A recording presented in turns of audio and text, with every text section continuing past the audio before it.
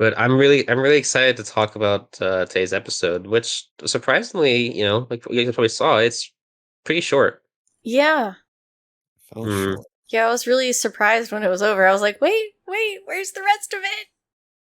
Right? Yeah, or like I didn't check the time or anything, but yeah, it felt. I think that the only unfortunate problem with this episode isn't the episode itself.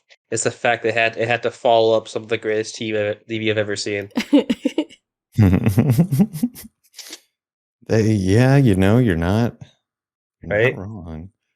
Like, how can you follow that up?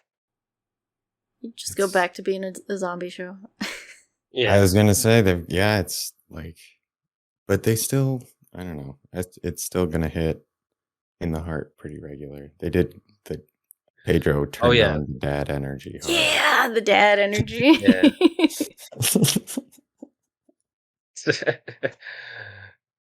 That's dumb. It's like, oh my god, that's stupid.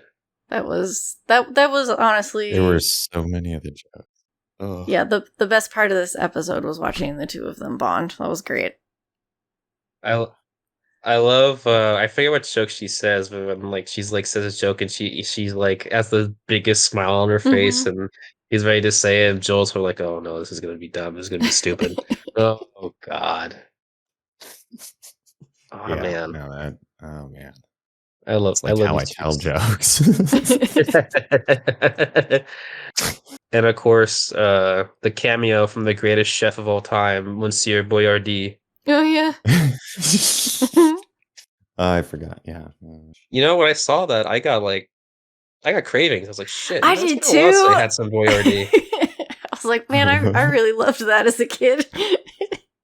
Welcome back to the Game With Us podcast, where we are discussing episode 4 of The Last of Us HBO, Please Hold to My Hand, which is a lyric to the Hank Williams song that they played in the episode. So Aiden called that one correctly last episode, that they would have that in there. So good job.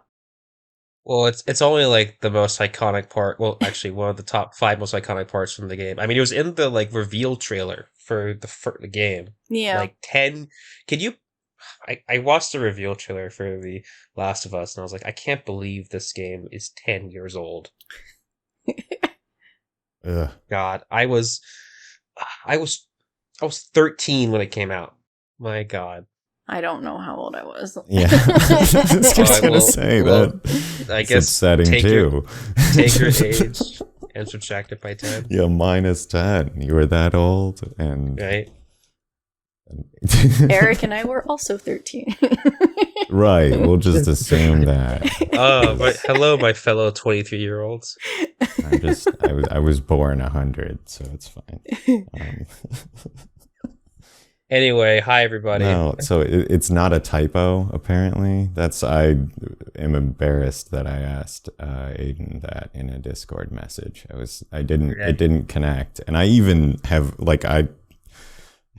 I have a favorite Hank Williams. Like, I don't know. Yeah, I'm not unfamiliar with his music. It just made me laugh. I wondered if we'd get that song, or if because originally Neil Druckmann wanted Ring of Fire for that section and couldn't get it. Oh. And so that's why they went with Hank Williams. So I wondered if maybe they'd try and change it, but I guess it's Hank Williams all the way now. Hey, if it ain't broke. Yeah, if it works. It was a good fit for the scene, and like after the Linda Ronstadt, it was like a similar vibe, I suppose. I don't know. It was cool that Joel was like, "Oh, this is a bit before my time, but it's a winner." It's like, right? Yes, that. Yes. Yeah. One thing that I've been noticing that they have been kind of like putting in between episodes as well, and like you see the scene in the beginning with Ellie kind of like playing around with the gun, and she like knows her way around it. They keep setting up certain parts of her where like I didn't play through the game, where it's like this girl is like has the tendency for violence. You know what I mean? I'm not saying that in the game she didn't have her kind of jadedness to it. Like when she in the game when she shoots the guy that's trying to kill Joel, her reaction isn't like, "Oh my god, I killed a guy." Her reaction is, "Wow, I did it pretty good, huh?" Yeah. But I noticed that they're building a lot more towards, at least seemingly, that Ellie is already kind of like really enjoying the power of being able of being able to commit those kinds of acts to protect herself. I mean, she has a gun, and I imagine she looks at that gun and she feels powerful, you know? Yeah. Yeah. I think most kids would, to be honest. I think, Yeah. but she does seem to. There's definitely something there that they are building toward. Yeah. Mm-hmm. It's definitely not her first time with the gun. I was gonna say actually I'm not super expert on that, but it seemed, some of the stuff that Joel's pointing out at the end, like not holding your finger on the trigger, the stuff like that, like she was playing with the gun with her finger on the trigger while it was loaded initially. Right. She's like pew pew pew, like it was like toy adjacent, handling. And it's like, that is not, so it was like, yeah, she's definitely still a kid, and I'm not sure she grasps the reality of all of it. So later on having to actually use it becomes like much more real very quickly. Right. It was like a cool, like you said, setting it up. It was a cool thing. Mm-hmm. And then she's like walking over broken glasses. That happened. I watched this episode like 3 times. There's a bunch of little things that I was like, oh man, is that going to be a thing? It's like a nod to later, but it doesn't really probably mean anything. Too many little lines. But yeah, the like child of a violent world thing. Yeah, definitely. That's like heading somewhere. She's like trying to, be like Joel and be competent and self-sufficient and stuff. But she's also still a kid and pulling out her joke book. Mm-hmm. Yes, the joke book slays me. Every one of the jokes, which is from the game as well. It's literally the exact same book. Yeah. Oh, that's great. Really great. Volume 2, same joke. Like every one of them. Yeah. It's such a dumb thing, but that's like the kind of joke book I would have been like, yeah, that's good. And she's just having the time of her life reading this, and Joel's just like, oh, stop it. Yeah, Stop like bad jokes told well, way funnier Like- than butchering a good joke. It's just the deadpan. It's killing me. Right. It's like, he just tells her at a certain point, I love it, he's just like, hey, you can go in the truck if you want. He's like siphoning gas.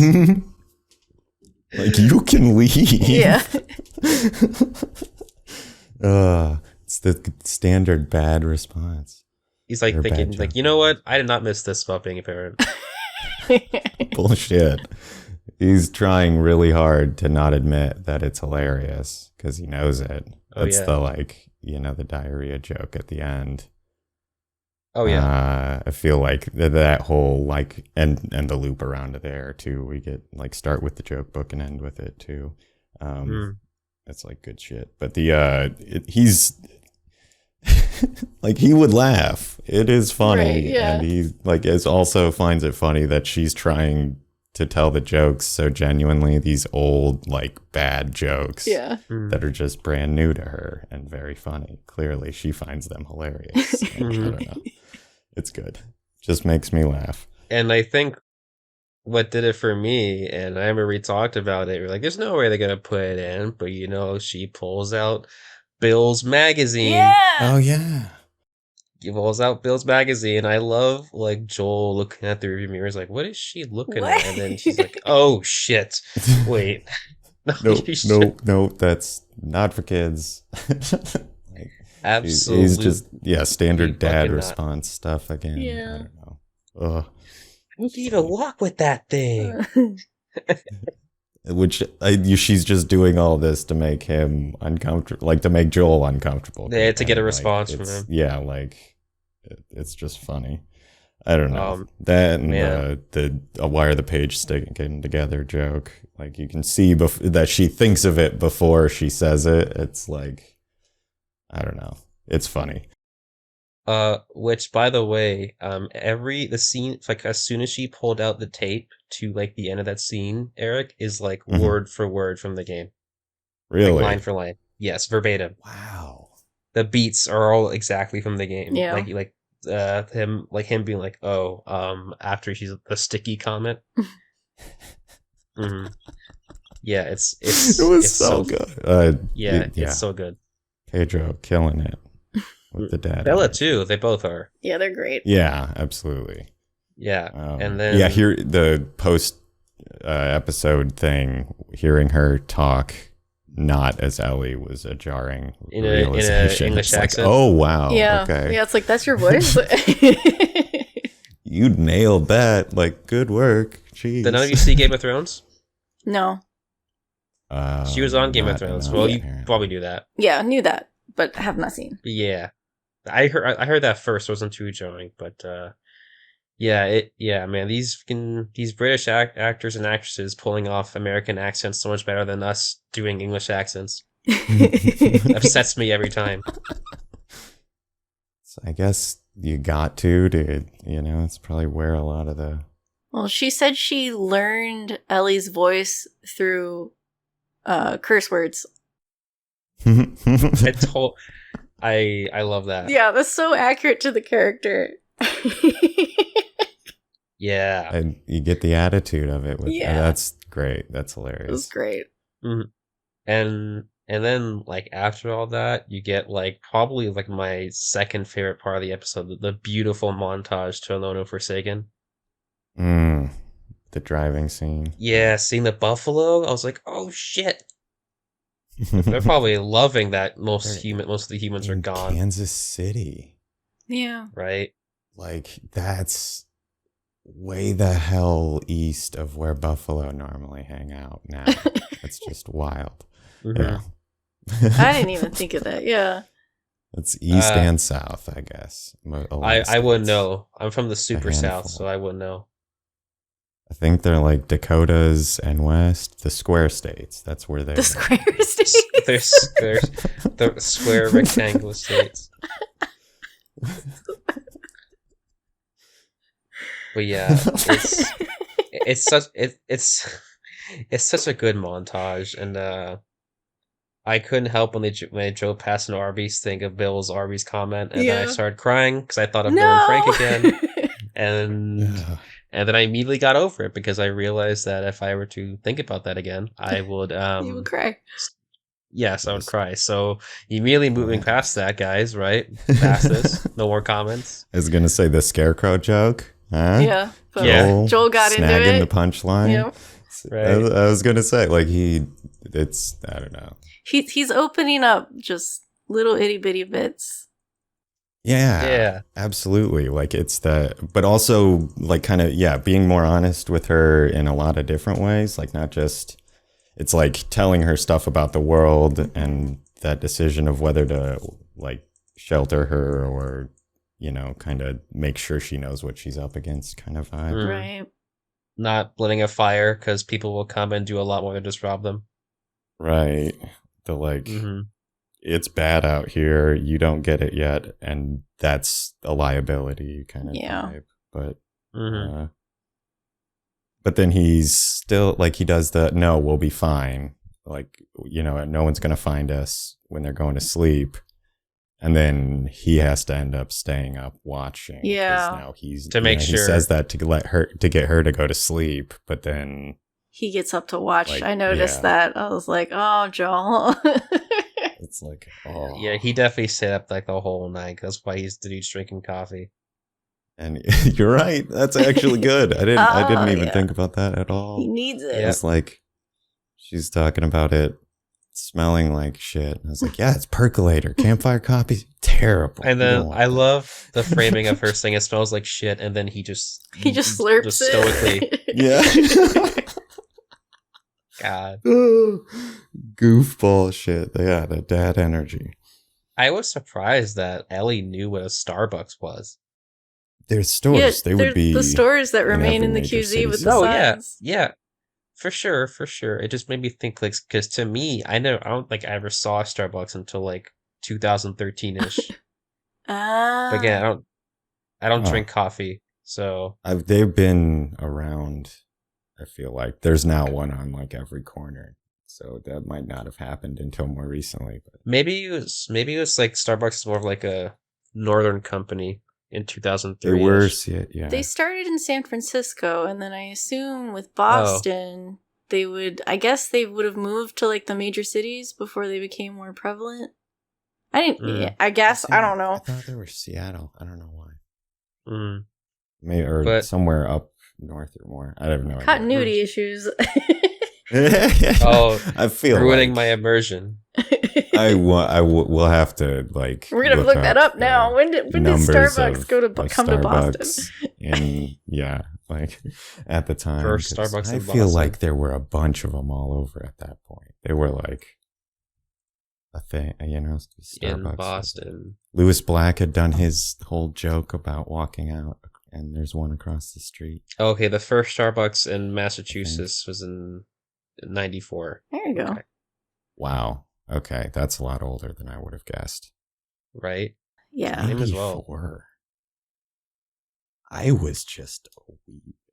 Ugh. I was That's- -6. Starbucks is old. I thought it was newer than. Stop. I don't even think I don't even think my parents met in 94. That's not helpful. Like, Yeah. you keep doing this. It's just taking shots at the olds. It's not nice. I know, I'm Um, sorry. Jesus. My bad. That's what I get.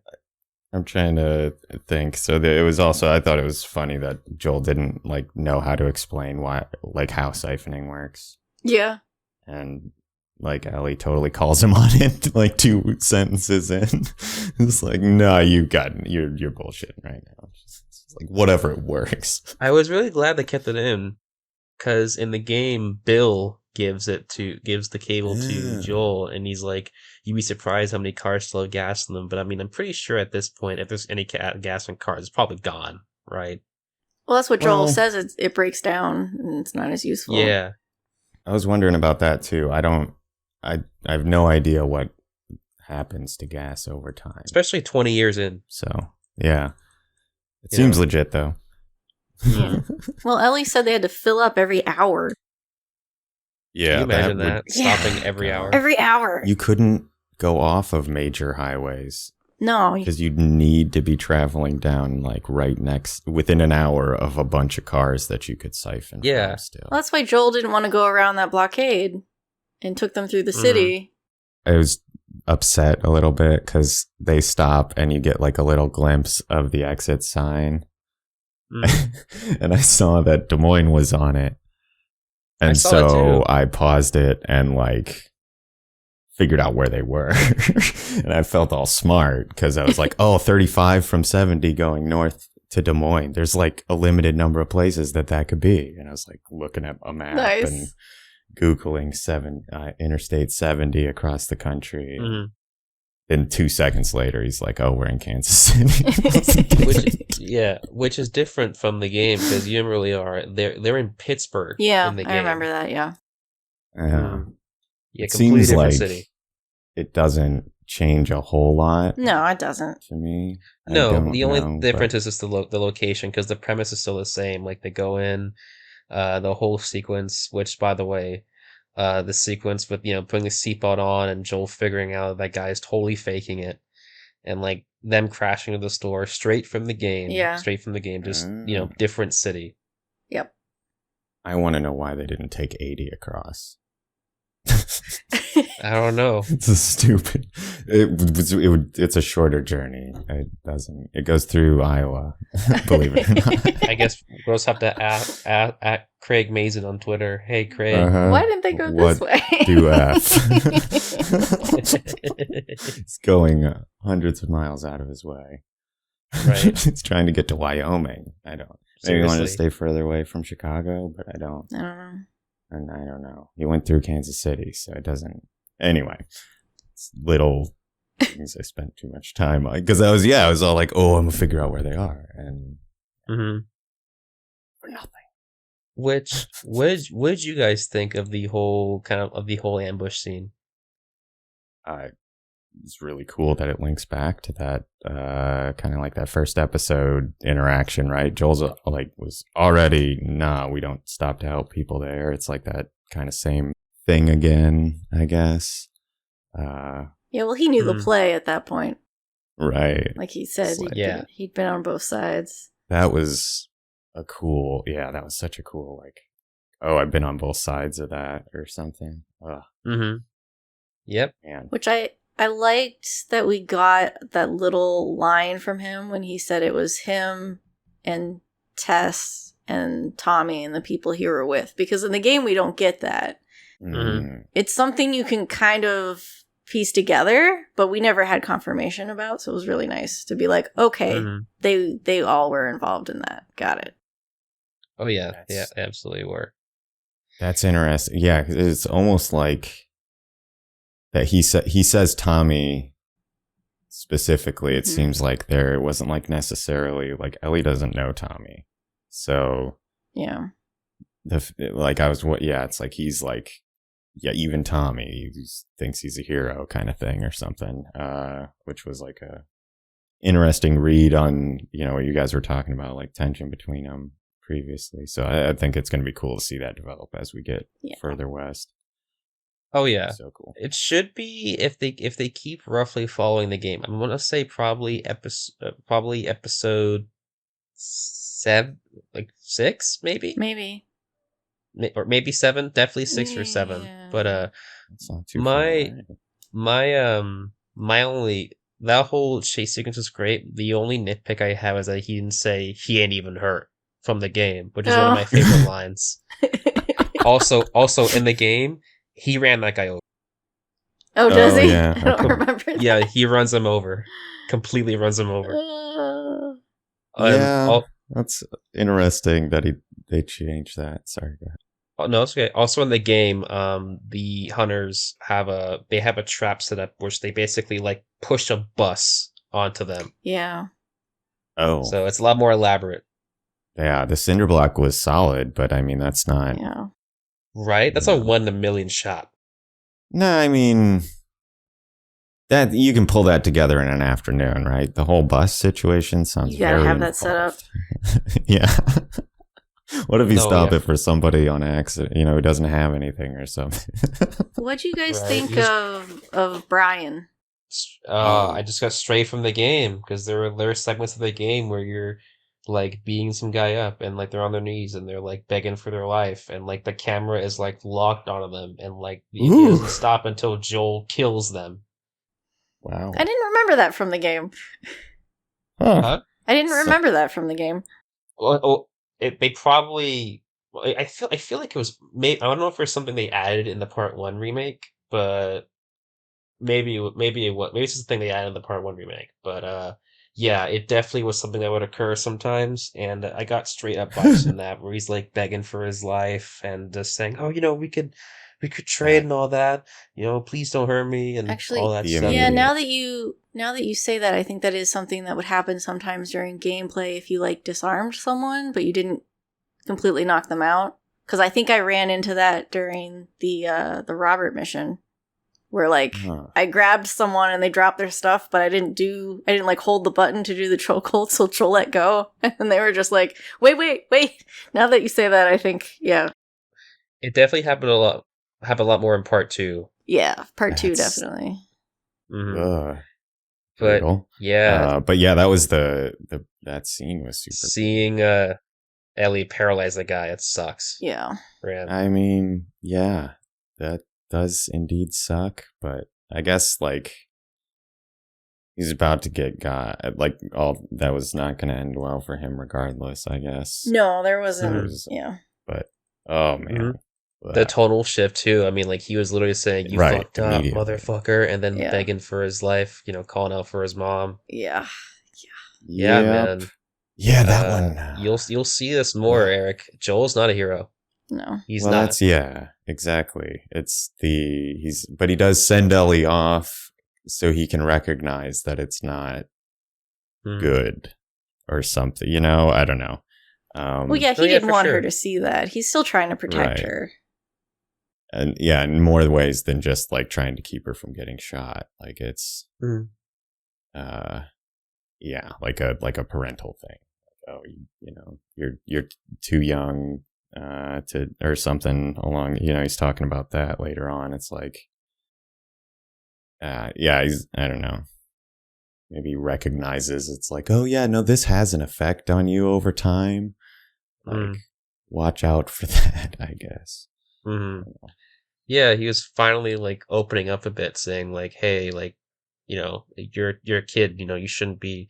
Because I mean, he remembers like, you know, his day. The only thing teenagers did would just, you know, go outside, play with their friends, go to school, fall in love, and all that. And Ellie has to like fight for her life and paralyze a guy to survive. You know, that's not right. No. Right. You know, Like, especially yeah, if it's Joel. You know, I mean, especially when you've been a parent. You know, it's harder. I really liked his apology to her that, like, you know, you shouldn't have had to do that, and I'm sorry. Because in the game, he's just angry with her for Yes, he is. yeah, he's just angry with her for having a gun, and Mm-hmm. and it kind of falls into this silent space for a while before the two of them can kind of reconcile that. Which I assume you would kind of have to change it for TV just to move that along a little faster, but I really just preferred it that when Joel's like, look, you know, it's still falling into those dad roles of like, right. That should have been my job, and it fell on you, and that wasn't fair. Yeah, and yeah, in the game also he this whole not even like kind of an apology. He essentially's like, hey, listen, hey, there's this rifle here, and he gives her like a little bit of a demonstration of the rifle. And he's like, hey, you know, it's him. It was him or me, kind of like going because Ellie said the same thing similar, and I felt like in the game it definitely seemed like a implied apology. Yeah, implied. But I definitely like the more straightforward, like, hey, you know, I'm sorry you had to do that. And then just to make sure that she can defend herself, you know, he's like, hey, listen, so, you know, this is how you properly hold a pistol. Right. Which is very sweet. Yeah. That was, well, and so the immediate response of like, there was no conversation in the moment of like, I can't believe you had a damn gun or something. You know, there's nothing like that. Right, it was just like, give me that, go back over there. Right. Like, this isn't over yet kind of thing. It was like, okay, we're going to deal with the immediate crisis. Right. And then they get back to a place where they're safe. And then they have like an actual conversation about it. I don't know. And like Ellie was just going to shrug it off like nothing happened, basically. And I don't know. Yeah, Ellie telling him, I'm fine, I'm good, let's keep going. And she's clearly not fine. And yeah. Joel could definitely tell. Yeah. I love that. I'm not that good at this. Yeah, you're not. You're not. Yeah. And he's like just about to say like, well, if you need to talk about it or something, I'm here for you, or, you know, but he just like, can't do it. I suck at this. And they both have a joke, and then they can, you know, but yeah, it's like, is like getting better at verbalizing. He's getting better. He's improving. It's interesting to see. Yeah, and their team dynamic is good as well. The like arguments about the directions and stuff going through the town. There's like a lot of that little stuff where they seem like they're used to each other or something. Why would you give a child a roadmap who's probably never seen one before and say, here, direct me where to drive? Because then you have someone else to blame when you get lost. Because it was 2003, and I guess GPSs never became a thing. And also they wouldn't have GPSs anyway. Otherwise, they wouldn't work. Well, you'd have to maintain satellites and stuff. It's like a whole involved thing. Well, networks and junk. Ellie's never seen a roadmap before. She's not going to know how to read that. It's my second day in a car or something. Yeah. It's like, yeah. I mean, but maps are just maps. They've not changed whether or not you're familiar with the car. But maybe he thought that since she went to like Fedra school, Fedra would have Yeah. taught her how to read a map. That's possible. I mean, if you're stuck with like a state map going through a city, like on surface streets, that's a bad day. Yeah. Generally, they're not usually designed for that. Like they kind Fair of, enough. I don't know. Yeah, yeah. As someone who drives with maps, you usually want to stay on the big fat lines. Yeah. I drive with GPS because, the 21st century. Yeah. I remember not driving with GPS, so How? I work. How? Yeah, I always just like. How'd you guys do that? You hold the map on the steering wheel. Right. as you go. You learn lost about me the there. folding mechanics of travel maps. You very print quickly. out. You look up Google Maps beforehand, and then you print it out. MapQuest. Yeah, or MapQuest whatever. is what it was before Google Maps. What? Jeez. And I'd get to like the toll booth, and the toll worker would be like, "Do you need to know where to go?" And I'm like, "No, I got this. I'm good." Shake the papers at them. Oh man. GPS so much easier. Yeah, things you'll never have to worry about. I talked to my good friend Google, and she tells me everything. That's good for you. Yeah, your phone will read out directions now. Right? I don't trust Yeah. it. What if it does something silly, like, the things I do when I'm driving under my own direction? Yeah, no, it's... GPS does send you down some weird roads sometimes. No, it does. It does. It doesn't know. I'm staying on interstates, damn it. Anyway. So, the biggest, it's not really like a deviation, more of like kind of like an addition, Mhm. because in the game, the hunters, throughout the level, it's implied that this was a Fedra QZ, Yeah. and that the hunters took over. Yeah. And I say hunters because that's what they were called in the game, Yeah. Eric. Okay. It's just these group of people that basically took over the QZ, right? But they kind of were just like blank slate kind of baddies. They didn't really have like a personality apart from just like being kind of mean and rough. But it seems like the show has decided to give them faces. Yeah. And two in particular, one that I recognize his voice immediately. Do you know what I'm talking about, Leora? I don't remember the actor's name, but the guy that voiced Tommy in Jeffrey the game. Pierce. Yes, thank you. Oh, Yeah, okay. Jeffrey Pierce. I He's knew the when guy she'd with the say it. beard. Yep. And then Kathleen is a brand new character. She's not in the game. The actress, I think, is from this Amazon show. I recognize her. I can't place her. Like, I can't tell you what roles I know her from, but her face is familiar to me.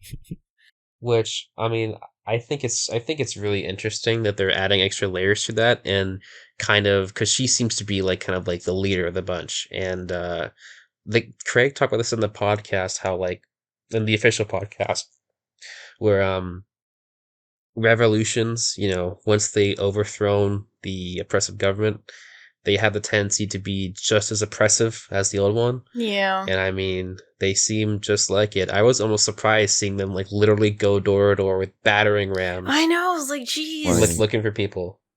They've got so it almost looks like, either somewhere between old Firefly or old Fedra stuff. Yeah. There's a lot of red in Fedra. their garb. Yeah, but there is a lot. There's they've got red tied around a lot of their rifles. There's a couple different people with red jackets. Not like that they are Firefly, but that they've taken stuff from Right, former yeah. Firefly places as Right. well, or something to that effect. Which Yeah. I thought was interesting that it's, yeah, they're not Firefly, they're not Fedra, who are they, kind of thing is, and it's like, oh yeah, there's not just two sides, you go to another city, it's a totally different story. Mhm. And I thought that was cool, to see a more dynamic, landscape or whatever.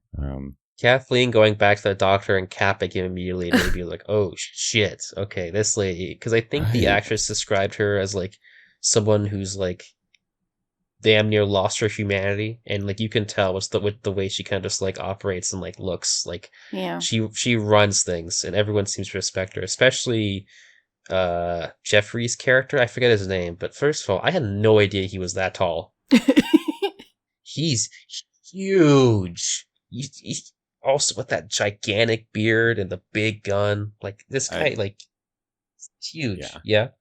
He looks like at home in all the tech. Yeah. Yeah, because the character apparently the character is like former military. Yeah, everything. That's that era. That was prime time, War on Terror, Desert Storm into Afghanistan and so on. Yeah, exactly. Have those. Mm-hmm. I'm almost surprised they didn't give him the scarves. I can't remember what they're called. Anyway, yeah, no, he looked like it was kitted out for that. Like, yeah, it's cool. Dude, it fit. It was very good.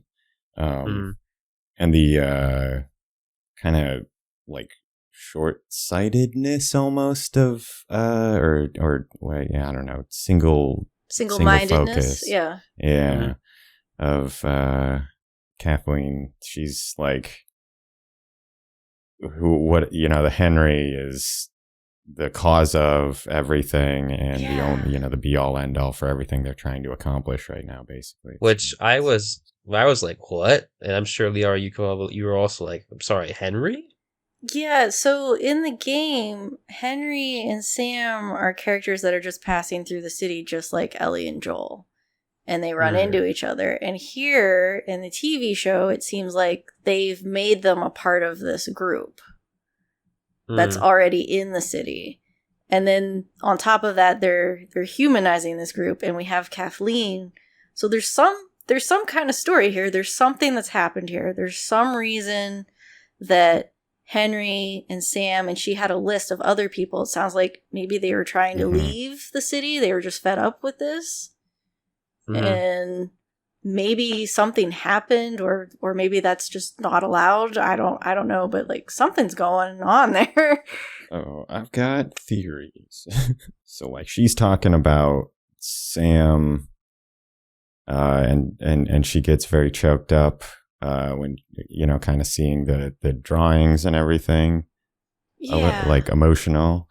And she then says like Henry wouldn't let Sam starve with a degree of confidence later on that makes me think that Sam's her son. That would be interesting. Or they're, that they're son together probably. That would be really... Watch Street, no, because though it wouldn't... No, okay, so I guess Liara, should I say this now or should I just wait for next episode? Are you saying... With the relationship between Henry and Sam? Well, they're brothers in the game, but they could have changed it for the TV show. Yeah, in the game, they're brothers. They could change it. Brothers.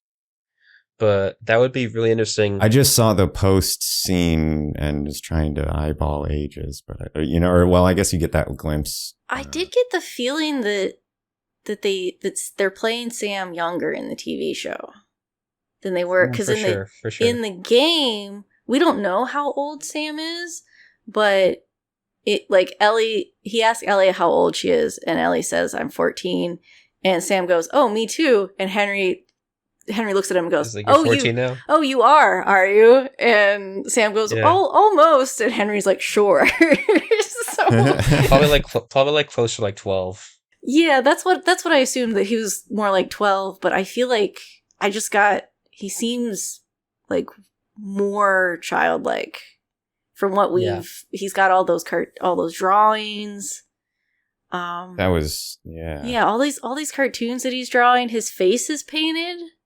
Like it like had red on their faces, I thought. Yeah, and I don't know if Henry had it on his face. I know Sam definitely did. I almost got this vibe like maybe Henry's making a game out of it. Like we have to hide. That's how you keep. Yeah. Yeah, and that's why he's got like this sort of, I don't know, I got like Peter Pan Lost Boy vibes from that whole thing. Man.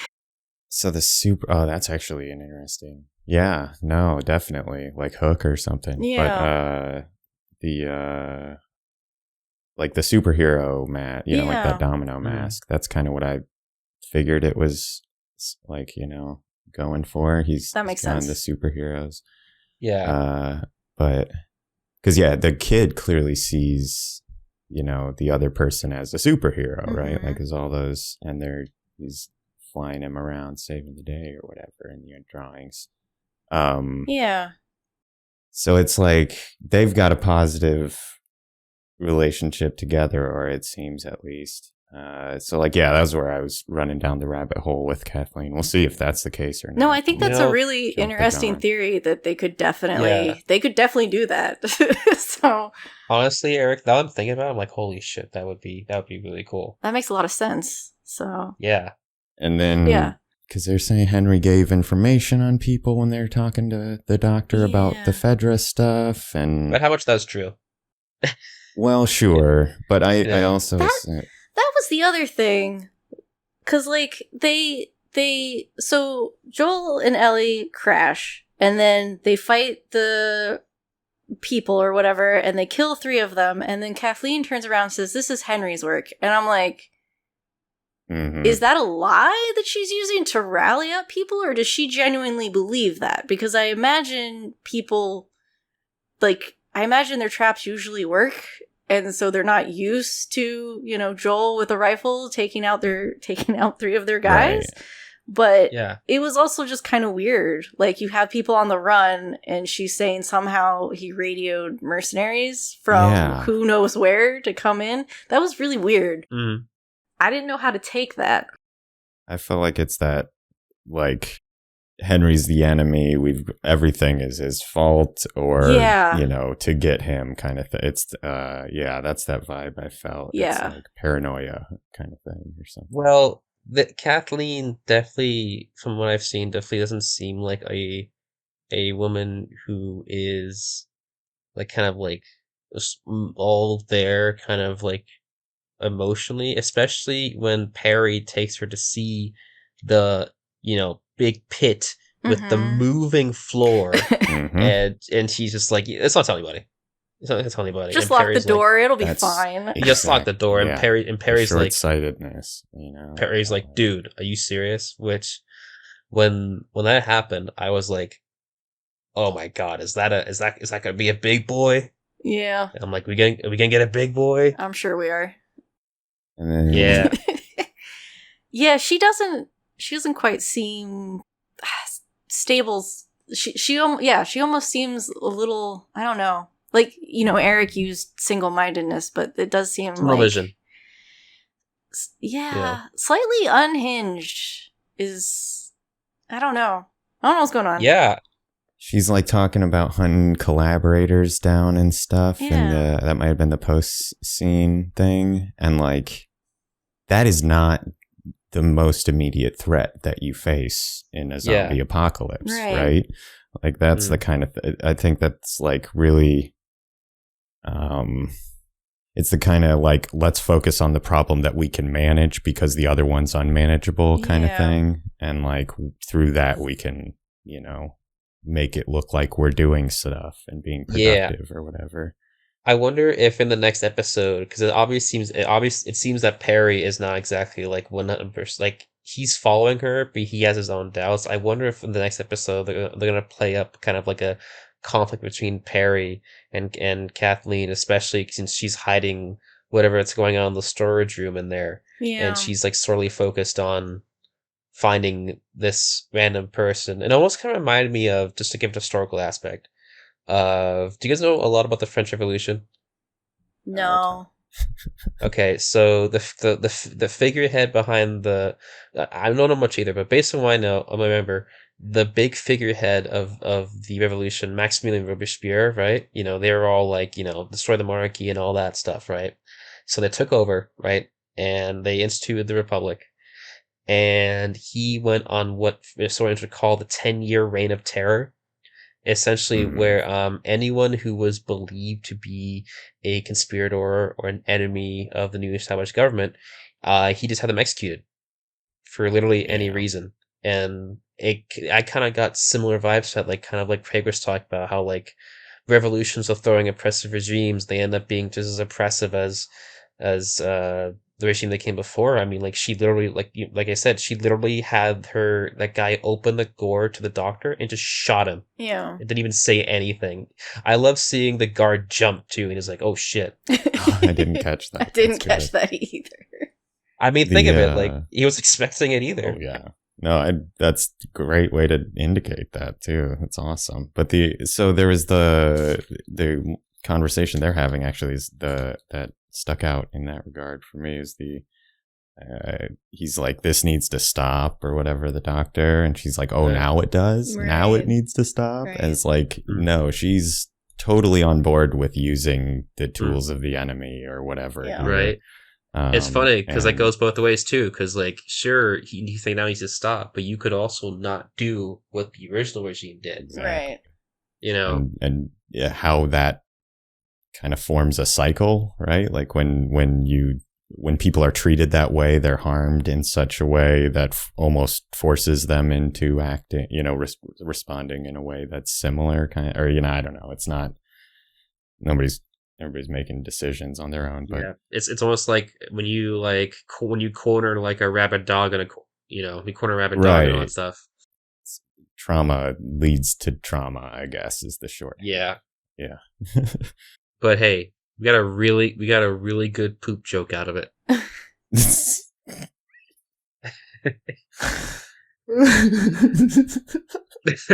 runs in your jeans. It runs in your jeans.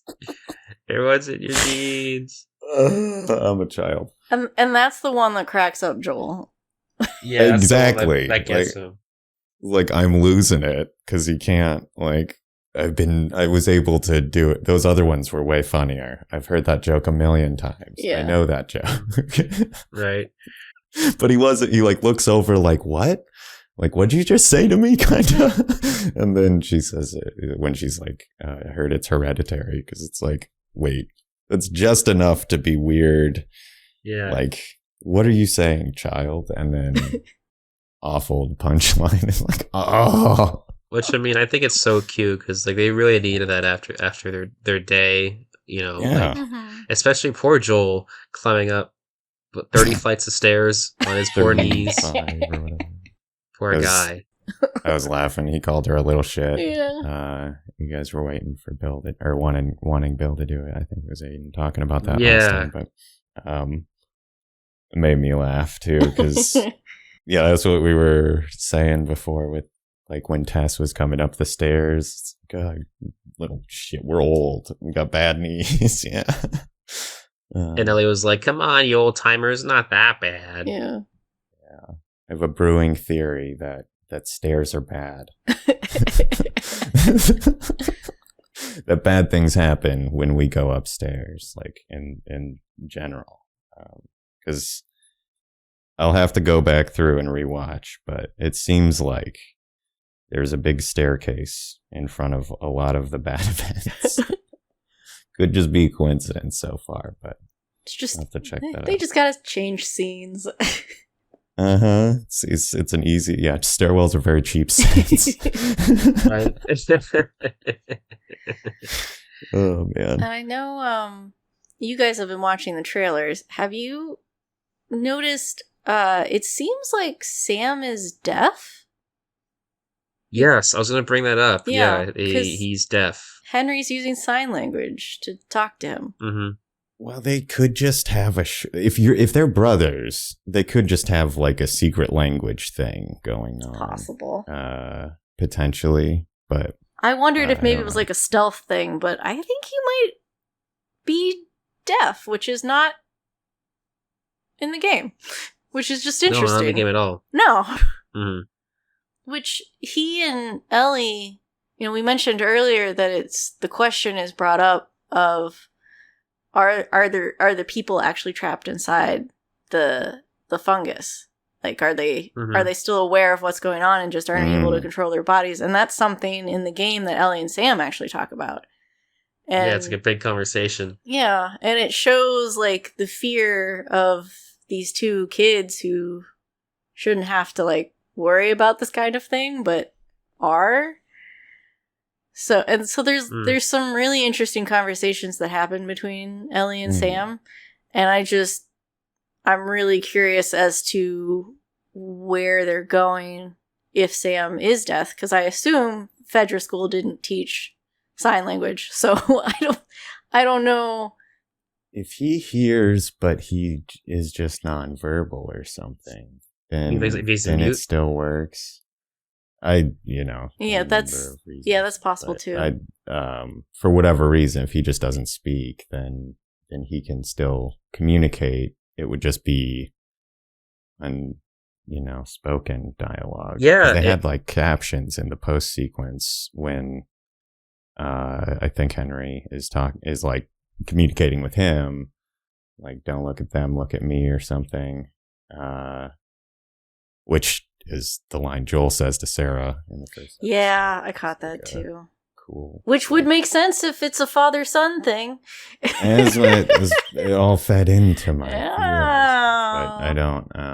We'll see. Yeah. It could just be from the, protector of the family thing that they're going after there as well. But yeah, no, it's be interesting to see how that moves forward. Yeah, I'm really curious. Yeah, for sure. So Neil Druckmann could not only confirm, I guess, that Sam is going to be deaf, but the actor, Kevion Woodard, comes from a generation of deaf actors. Oh. A generation. Okay. Mm-hmm. Interesting. Yeah, this would be really, really cool. Now I'm even more interested. I am curious to see how that moves forward. I suppose if they can read effectively or something, it's just like without the ability to directly communicate those conversations you were talking about. I was wondering like how they might be able to accomplish that, but as long as he can understand somehow, then they still could get a lot of them in. Having a disability in our civilization is already hard. Tough enough. Yeah. Imagine having a disability in which there's fucking plant zombies running around. I mean, I think I'm not 100% sure how it could ever be a benefit. I'm trying to think, but I don't know if they'll show the ways in which it's like I know what you're talking about. A unique perspective to go through the world from or something, I guess. I don't know, not unequivocal bad, but that'd be really interesting. I don't know what that is or how that would manifest. It definitely sounds like it would be hard. I hope that'd be interesting because I know that there's often that trope of which like they'll do, especially for like autistic characters. So like they'll say like, oh yeah, their disability gives them a special something with the whatever, and it's just like, you know what I mean. But it'd be really interesting. But they were able to sneak through the broken glass. Oh, that was something I was going to mention. So Joel, Ellie calls Joel out for not being able to hear from his right ear as well. Yeah. Oh, he goes to sleep on his right side, but then when he's woken up, he's on his left side. It's like a tiny detail, but like even if they walked across the glass, he may actually not have. She like kind of called that before it happened almost. I wonder if they might have already been in the room. Or like got into the room some way that wasn't directly through the door, like they were hiding in some closed area and kind of came in a different way. I don't know. That makes that would be a really cool scene to see as well if we like wind it back, and watch from from the other perspective while they're like wherever. That'd be cool. It also makes a nice kind of like a reference to, because when they were camping out in the woods and Joel was like, no one's gonna find us, Ellie will be fine. Yeah. And then they literally like in a random floor, like there's like no possible way somebody would randomly come across them, and somebody randomly came across them. Yeah. Right, like the odds. Let your guard down for a second. That's when they get you. That's when you're getting stuck up by a deaf kid. He doesn't have to worry about how loud the gun's gonna be when he shoots you. No. I mean, I think you'd still be concerned. I don't know, like if you're in hiding, right? Like you still don't willy-nilly go around popping caps. It would be loud, and people are only gonna, gunshots travel. No, yeah, for sure. I thought it was interesting that Sam had a gun, like assuming he is as young as he is, Mm. and Henry gave him a gun. Maybe it's, I don't know, maybe it's not real. Maybe it is real. I don't know. Looked real. It looked real. It's interesting too, because it's starting to seem like a running pattern where in the games, you know, the adults are like, okay, kids, maybe no on the guns, but like in the show, like, okay, listen, this world is effed up. Maybe you should have guns. Yeah, the reality is, at some point, it's like, well, you know, he'd need somebody to watch his back, frankly. Like, he would not be able to take care of both of them in like a super high pressure situation. Like, Joel couldn't, you know, watch both of their backs during, you know, their fight initially. It's, nobody makes it alone kind of thing, I guess. I think in the game, Sam pulls the gun from Henry's bag. Yes. But yeah, but in the show, both of them, I'm pretty sure both of them had a gun in their hands. So it was just like, No, that's interesting. both of them are armed for sure. Yeah. They're both armed. Yeah. So I just thought that was interesting. Definitely. One little side thing. I love that we get to see Joel boost Ellie up. Yeah, That's a common thing that happens in the games, and I love how he like walks her through it, and she's like, "Oh shit, oh god," and he's like, "Don't worry, it's fine." Just and the comments of like, "Where would you be without me?" Yeah, Wyoming. Yeah, Wyoming. Walked into that one. So I was just like, oh yeah, I should have seen that. Damn. I don't know, the repartee. And speaking of stuff from the game, I loved seeing Joel just like cap a dude, and then a guy kind of like slowly make his way to where the cover spot was, Liara, and then Joel just shoots him from a different angle because I'm like, that's literally like from the video game, and I'm just like, I know they want to focus more on the story, that's great, but I would love like just another action sequence, just kind of like that, because I just think it'd be neat. Yeah, we're gonna get more action. I want to see him ship somebody. Did that off screen this time. That's true. He hasn't hit anybody in the head with a brick yet. Oh, is that a recurring thing? Yeah. Oh yeah. You can just run up to people and shove a brick in their face, basically. Yeah, pretty much. Yeah, and he also hasn't taken the time to like pull out his backpack and craft a Molotov cocktail. Right. A little unrealistic. Yet to get the crafting. Maybe they'll do it. That's a common action movie thing. So it might happen. We might get a Molotov. Oh, we got a lot of fire in the post sequence too. So who's to say? Yeah. Oh, speaking of, if you watched the post sequence, did you see the big guy? Yeah, I did. Yeah. Yeah, that's the guy probably hiding underneath there, the goddamn bloater. Okay. I was gonna say I would have guessed that was connected to the moving sinkhole crater thing. Oh my god, the thing's gonna be disgusting. The sounds it makes in the game, it's horrific. Playing the remake with like headphones, gross. Oh, how's that fight on grounded mode? By the way, right, yeah, it made me even more terrifying because I mean, you know, he hits you once and then he rips your fucking face off.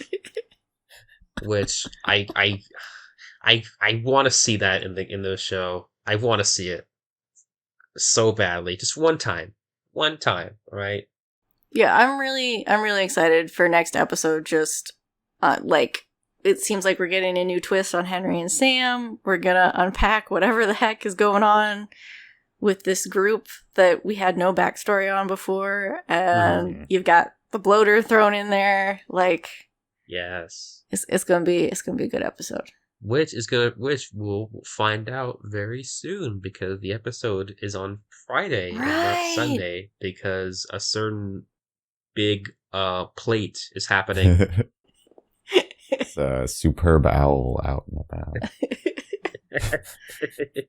But yeah, man, I'm so excited. So overall, what'd you guys think of the episode? It was too short. It didn't have an intro sequence again. No, it didn't. And awesome. Otherwise, though, I don't know. Yeah, I think you said something to this effect. it's hard to follow up the last episode. Yeah. Yes. But it was good. I mean, it was, still a very, like, solid hour of TV. This was the Ellie Joel slowly bonding episode, which I love to see. Mm. Oh, man. Oh, yeah. I hope the next one's at least like an hour. Yeah, I'm like, you better give us a long one now that we've got a short one. Like, right? Give me an hour. Give me an hour, 20 minutes, please.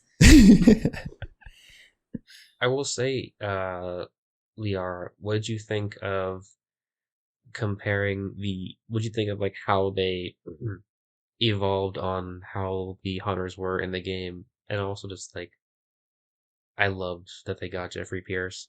That he came back. Yeah, he's great. He's great as Tommy, especially, I'm going to say this really quick, especially in the second game. Perfect. But he's also great in the first game, too. Yeah, I didn't catch that it was him until the second watching, and then when I heard him talk, all I could think of was Tommy.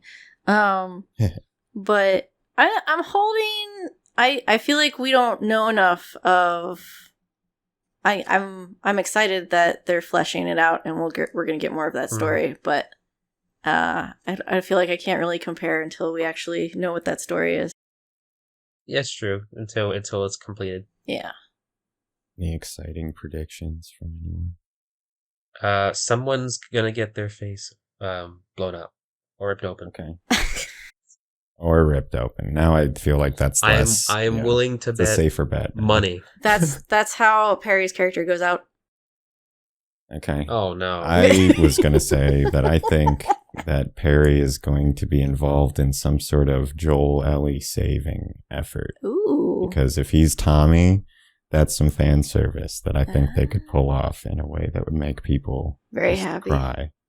That would be cool. Or that, whichever. That would be cool. I assume it's a self-sacrifice thing, but it could be that he's just like, screw this, I'm out. That's like, his turn against Kathleen. Yeah. You're crazy. Yeah. That'd be cool. I mean, yeah, it makes sense. Yeah, she's like hiding like so much stuff from them. Well, at least hiding the whole situation with like the storage room stuff and like lying to them, and like, you know, she's probably also at least like getting Perry to also probably lie to these people. Yeah. You know, that takes a toll. I mean, you guy's a soldier, you know. Yeah, I think something's got to break in there at some point. So. So yeah. Yeah, this was a great episode. Well, fingers crossed for a longer next week. Friday's episode, not Sunday. Friday's episode. Yeah, it's like a couple days. And thank you as usual for having us. Absolutely. Yeah. Thank you as usual for joining. This is always such a blast. Well, you're stuck with us now. Yeah, absolutely. Yeah. Just gonna keep showing Eric up. Eric and I are like joined twins. I can't escape.